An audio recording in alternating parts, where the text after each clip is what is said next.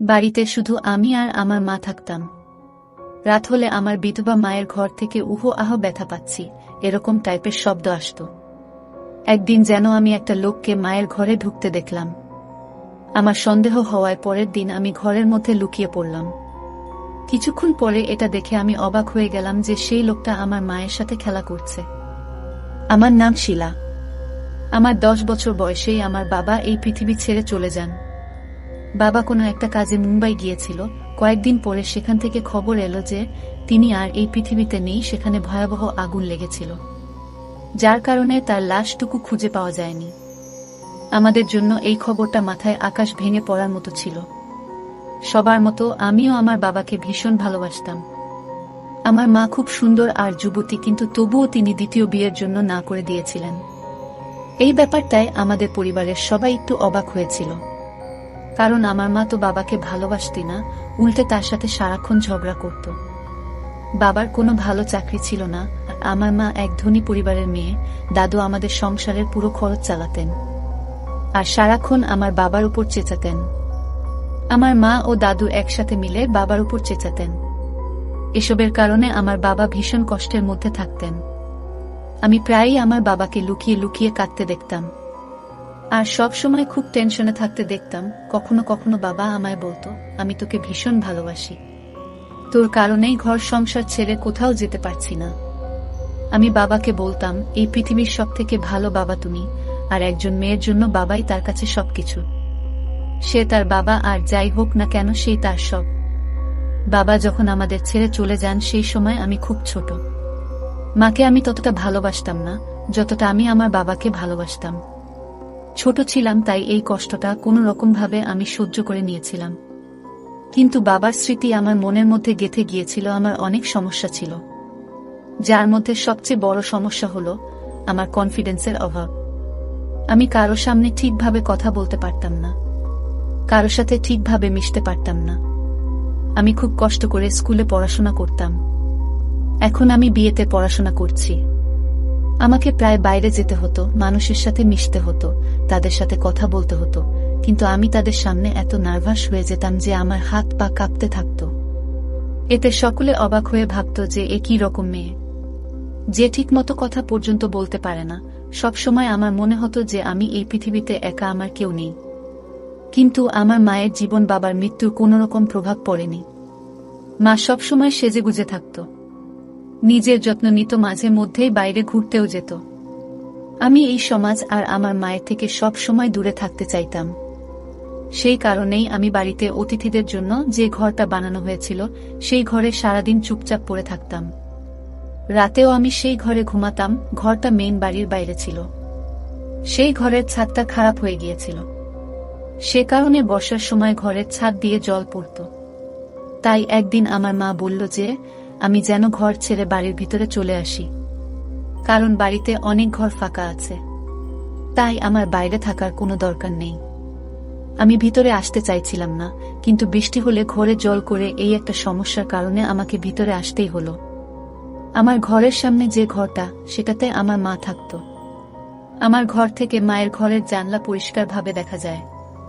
ছোটবেলায়ও আমি ও বাবা মায়ের সাথে এই ঘরে থাকতাম, কিন্তু বাবা মারা যাওয়ার পরে এই ঘরে আসলে তার কথা মনে পড়ত। সেই কারণে আমি ঘর ছেড়ে বাইরের ঘরে থাকতাম। বাবার মৃত্যুর পরে আমি পুরো ডিপ্রেশনে ছিলাম। সেই কারণে আমি ডাক্তারের কাছে চেক আপ করাতে যেতাম। ডক্টর আমাকে এটাই বলতো যে তুমি তোমার বাবার মৃত্যুতে হৃদয়ের গভীর আঘাত পেয়েছ, যা তোমার ভিতরে আতঙ্ক তৈরি করে।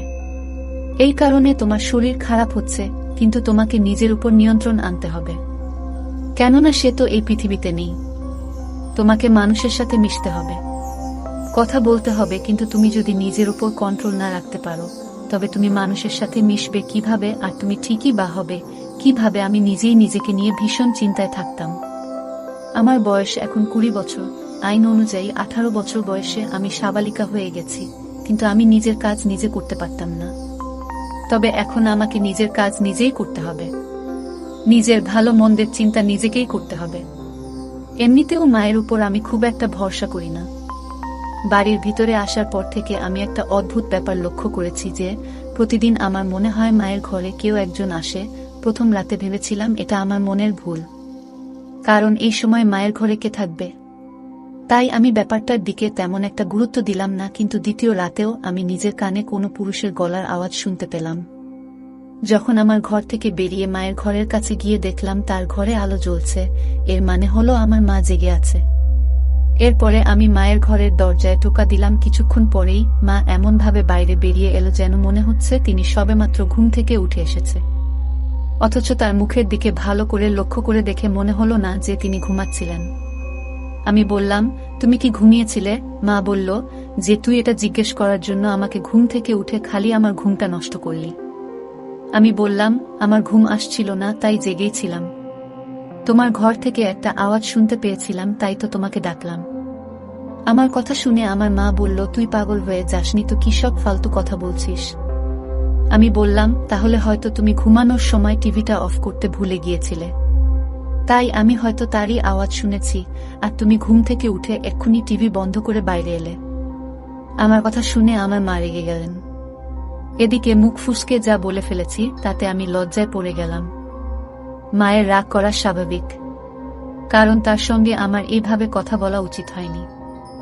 যাই হোক, আমি মায়ের কাছে ক্ষমা চেয়ে নিলাম আর বললাম, আর এরকম হবে না। সকালে মা কাজের জন্য বেরিয়ে গেল, আমি মায়ের ঘরে গেলাম। মায়ের সাথে রাতে এভাবে কথা বলা আমার উচিত হয়নি, তাই মনে মনে ভাবলাম আমি যদি মায়ের ঘরটা সুন্দর করে পরিষ্কার করি তাহলে মা খুশি হয়ে যাবে। এই ভেবে মায়ের ঘর পরিষ্কার করতে শুরু করলাম। প্রতিদিন যেভাবে ঘর পরিষ্কার করা হয়, আমি সেভাবে মায়ের ঘর পরিষ্কার না করে ঘরটাকে খুব সুন্দর করে পরিষ্কার করতে চেয়েছিলাম। আমি সবেমাত্র ঘর পরিষ্কার করা শুরু করেছি, এমন সময় আমার হাতে এমন একটা জিনিস ছিল যে তার সাথে মেয়েদের কোনো সম্পর্কই নেই। এটা শুধুমাত্র ছেলেরাই ব্যবহার করে। সত্যি বলতে কি, এটা বিবাহিত ছেলেরা ব্যবহার করে, আর তা আমার মায়ের ঘরে, তাও তার বিছানার তোশকের নিচে। আমি খুব অবাক হয়ে গিয়েছিলাম, কিন্তু আমি এ ব্যাপারে আমার মাকে জিজ্ঞাসাও করতে পারবো না, কেন জিনিসটা দেখে আমার লজ্জা লাগছিল।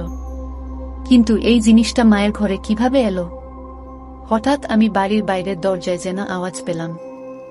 আমি ভাবলাম হয়তো মা এসে পড়েছে, তাই ঘর পরিষ্কার না করেই আমি তাড়াতাড়ি করে আমার ঘরে চলে এলাম।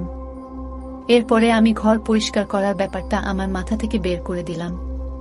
কয়েকদিন পরে আমি আমার মায়ের একটা সত্যি জানতে পারলাম, সেটা হলো আমার মায়ের ঘরেতে টিভি আছে, কিন্তু সেটা খারাপ, একেবারে চালু হতো না। এই খবরটা আমাকে আমাদের বাড়ির চাকরানির বলেছিল। সে সপ্তাহে মাত্র একদিন করে কাজে আসতো। সে আমাকে বলল যে এই টিভিটা তো অনেকদিন ধরে খারাপ হয়ে পড়ে আছে।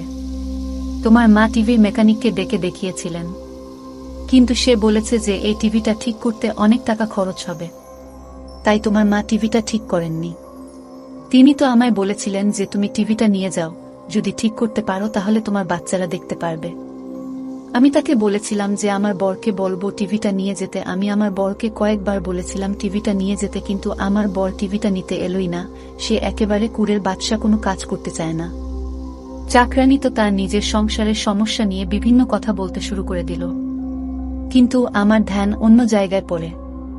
যদি খারাপ হয় তাহলে তো আমার মা কি সেই রাতেইটি চালায়নি? তাহলে মায়ের ঘর থেকে কিভাবে পুরুষ মানুষের গলার আওয়াজ আসছিল? তাহলে কি মা আমাকে মিথ্যা বলেছিল?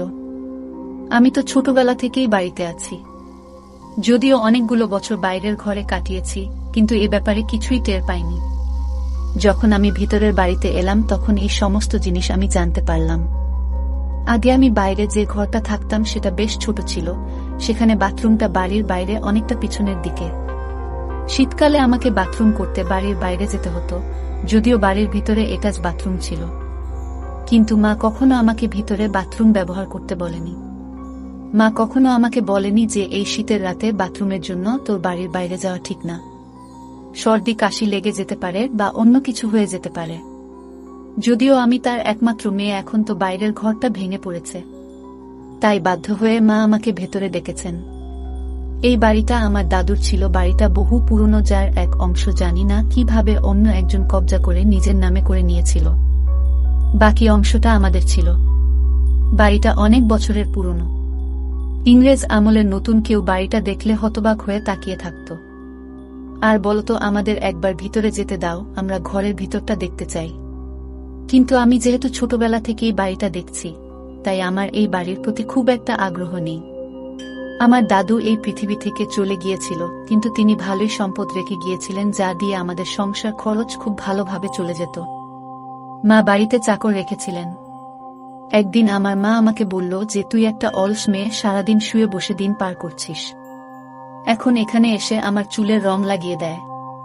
আমি মাঝে মাঝে অবাক হয়ে এটাই ভাবতাম যে এই বয়সে আমার সেজেগুজে কাকে দেখাতে চায়। এত বছর ধরে বিধবা থাকার পরে আমার মা সব সময় সেজেগুজে থাকতেন। তার এই বাহারি সাজ দেখে তাকে আমার একদম ভালো লাগতো না। তিনি এমনভাবে সেজে থাকতেন যেন তিনি অবিবাহিত। একবার তো পুজোতে মাকে হাতে মেহেদিও করতে দেখেছি, কিন্তু কোনো বিধবার তো ইচ্ছাই করার কথা না এসব করার। আর যখন তার স্বামী বেঁচে নেই, তখন মেহেদি পরে তিনি কাকে দেখাবেন? আমার মা সে সমস্ত কিছুই করতেন যা কিনা একজন সধবা মহিলা করেন, নিজের খুব যত্ন নিত। আর একবার যখন মায়ের চুল সাদা হতে লাগলো, তখন তো তিনি চুলে কালার করলেন, সাথে ও মেহেদি ও লাগালেন। ভালো কালো রঙের শাড়ি পরতেন, নিজের হাত পায়ে নখে নেল পলিশ লাগাতে। আমি একটা অবিবাহিত মেয়ে হয়েও নিজেকে এত খেয়াল রাখতাম না যতটা আমার মা নিজের খেয়াল রাখতেন।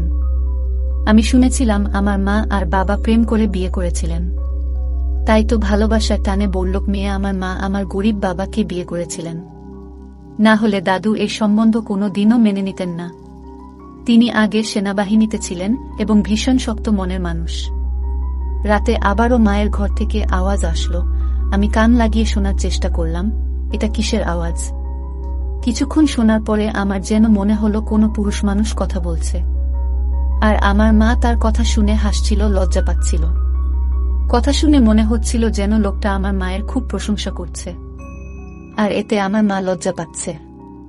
আমি শিওর যে ভিতরে কোনো পুরুষ মানুষ আছে। যাই হোক, চুপ করে ঘরে এসে শুয়ে পড়লাম। কয়েকদিন পরে আমার বাবার বাৎসরিক কাজ। প্রথম থেকে বাবার বাৎসরিক কাজের দিন আমার মন ভার হয়ে থাকত। মনে হতো যেন আজকেই উনি আমাদের ছেড়ে এই দুনিয়া থেকে চলে গেছেন।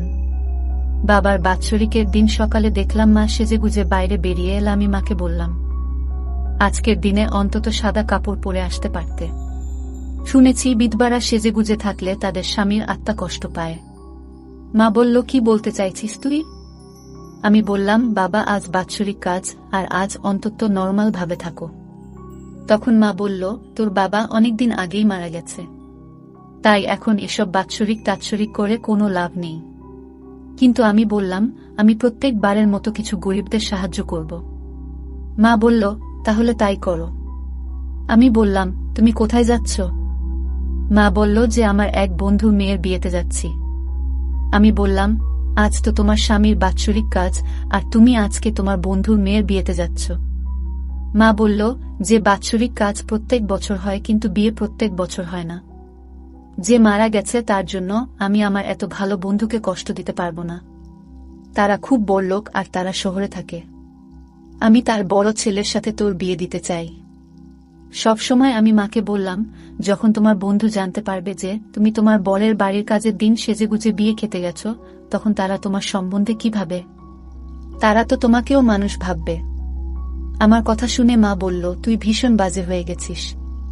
খবরদার বলছি, এরপর তুই যদি আমার সামনে এই ধরনের বাজে কথা বলিস তাহলে আমার থেকে খারাপ কেউ হবে না। তোর বাবা তো এরকম ছিল না, জানি না তুই কার মতো হয়েছিস। আমি বললাম, তিনি তোমার স্বামী আর আমার বাবা ছিল, তার জন্য তো তোমার একটুখানি সময় বের করা উচিত।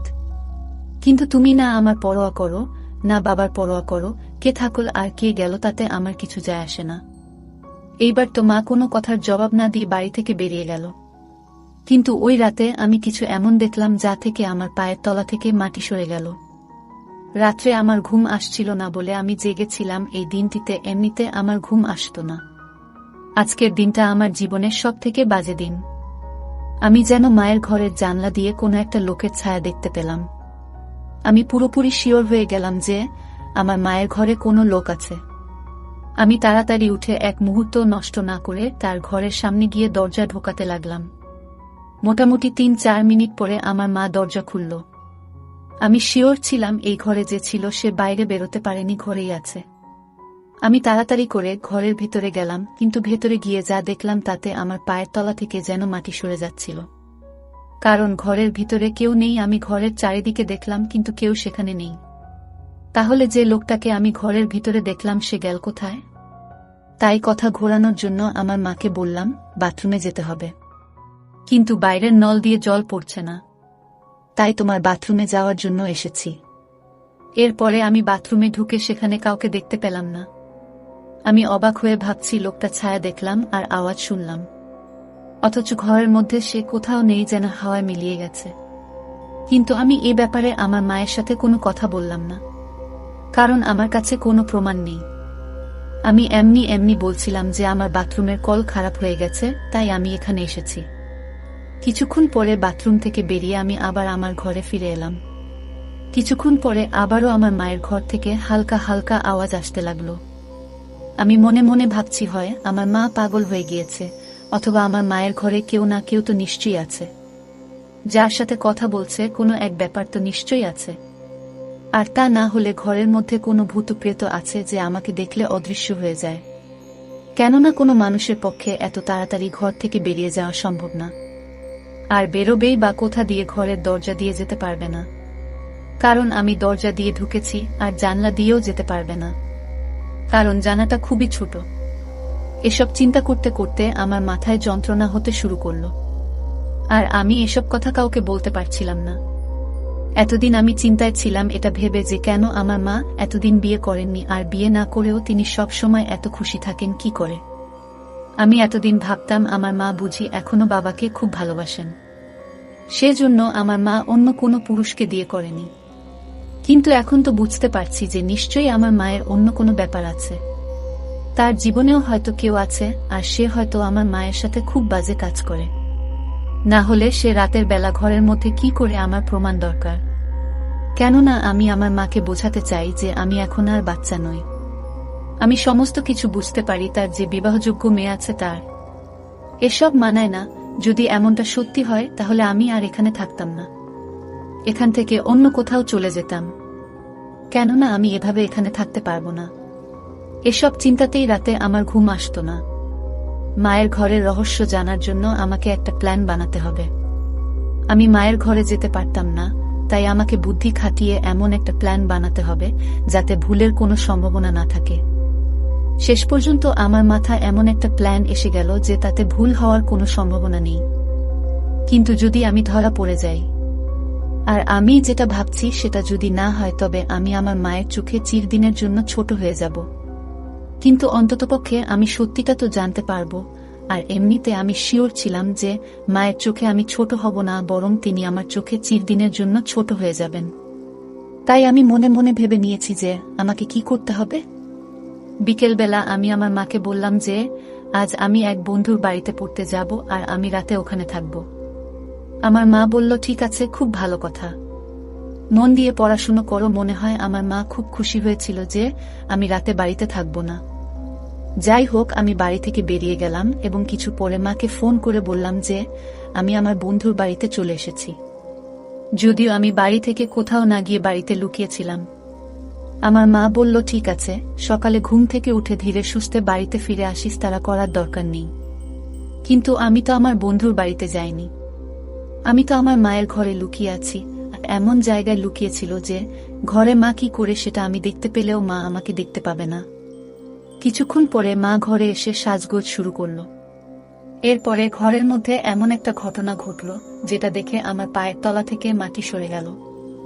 আমার মা অনেক কষ্টে মেঝেতে কার্পেট সরালো, কেননা কার্পেটটা খুব ভারী। কার্পেট সরানোর পরে তার নিচে যা দেখলাম সেটা দেখে আমার মাথা ঘুরতে লাগলো। কার্পেটের নিচে একটা দরজা ছিল।